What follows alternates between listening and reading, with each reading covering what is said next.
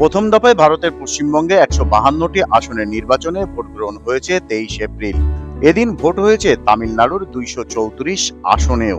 এর মধ্যে বাংলায় ভোট পড়ে প্রায় ৯২% ও তামিলনাড়ুতে ভোট পড়ে ৮৪%-এর বেশি। ভোটের পরদিন পশ্চিমবঙ্গে যান ভারতের প্রধানমন্ত্রী নরেন্দ্র মোদী। সেখানে কলকাতায় গঙ্গা নদীতে নৌকা ভ্রমণে বের হন তিনি। পরে যাদবপুর ও পানিহাটিতে নির্বাচনী সভায় যোগ দেন।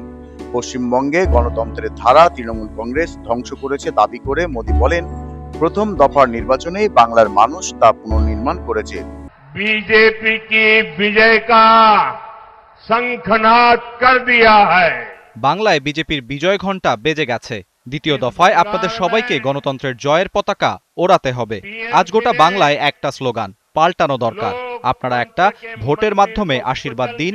আমরা সবাই মিলে তৃণমূলের ভয়ের পরিবেশ, দুর্নীতি, সিন্ডিকেট, নারীর ওপর অত্যাচার সহ সব কষ্ট থেকে স্বাধীনতা দেব।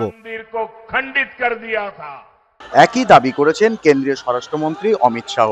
সংবাদ সম্মেলনে তিনি বলেন, প্রথম দফাতে মানুষ তৃণমূলকে বিদায় দেওয়ার সিদ্ধান্ত নিয়ে ফেলেছেন।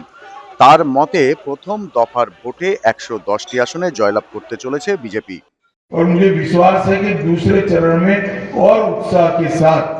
আমার বিশ্বাস দ্বিতীয় দফায় আরো বড় জয় পাবে বিজেপি। ৫ই মে পশ্চিমবঙ্গ ও দক্ষিণ ভারতে বিজেপি সরকার প্রতিষ্ঠিত হবে। পরিবর্তন কি দৌড় কো वो आगे बढ़ाए। সব জোড়া ফুল তৃণমূল, বিজেপি চোখে দেখবে শস্যের ফুল। এর পাল্টা জবাব দিয়েছেন পশ্চিমবঙ্গের মুখ্যমন্ত্রী মমতা ব্যানার্জি। তিনি বলেন, বাংলার ভোট মোদির বিরুদ্ধেই পড়েছে। कि बंगाल जल रहा है, बंगाल नहीं जल रहा है, आप जल रहा है।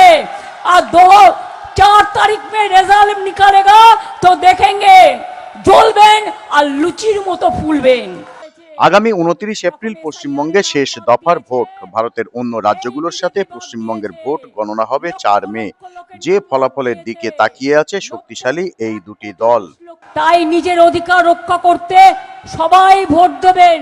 সত্যজিৎ চক্রবর্তী, ৭১, কলকাতা।